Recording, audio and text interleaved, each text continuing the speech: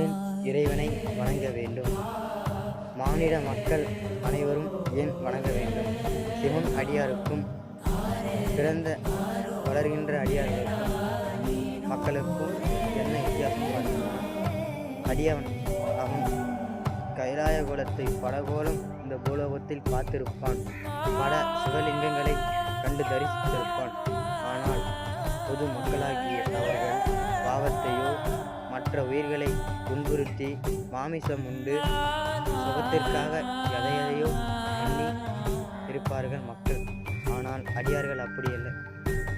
ஒரு பொருள் சாப்பிட வேண்டும் என்றாலும் மற்றவர்களுக்கு கொடுத்து தானம் வழங்கிவிட்டு சாப்பிடுவது அடியார்.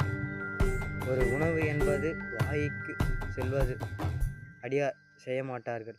ஒரு பிடி அன்னமாவது இறைவனுக்கு எடுத்து வைத்திட்டு சாப்பிடக்கூடியவர்கள் அடியவர்கள். அடியவர்கள் கைலாயத்திற்கு சென்றால் கைலாய மோட்சம் கிட்டும்.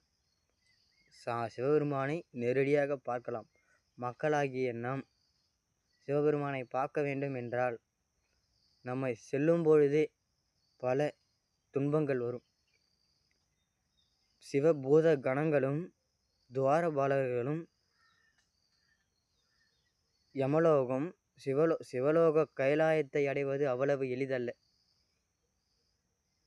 அவர் சிவபெருமானை நினைத்து தவம் கொள்கின்ற இடம் கைலாயம்.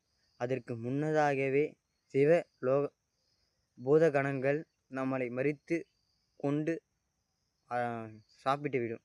ஏனென்றால் நீ செய்த பாவமும் நீ செய்த கர்ம வினையும் உன்னை வந்து சேரும். அதனால் சிவன் அடியாராகவும் திருநீறு நெற்றியில் பூசிக்கொண்டு சிவபெருமானை வழிபாடு எளிது. நம்ம இந்த காலத்தில் செய்யலாம். திருநீறு பூசுவது இந்த காலத்தில் செய்யலாம். எல்லாரும் செய்வோம். கைலாயத்தில் போய் சிவன் முகத்தை கூட பார்க்க வேண்டாம்.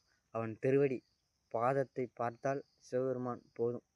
இந்த முகத்தை தான் பார்க்கணுன்னு இல்லை. இந்த ஒரு திருப்பாதத்தை பார்த்து ஐயா இந்த திருப்பாதம் எனக்கு போதும் ஐயா சொல்லிட்டு அவரை தரிசித்துட்டு வந்தாலே போதும். இந்த உலகத்தில் வாழ்ந்ததற்கான சரித்திரம் கிடைத்திடும். சிவானந்தம்.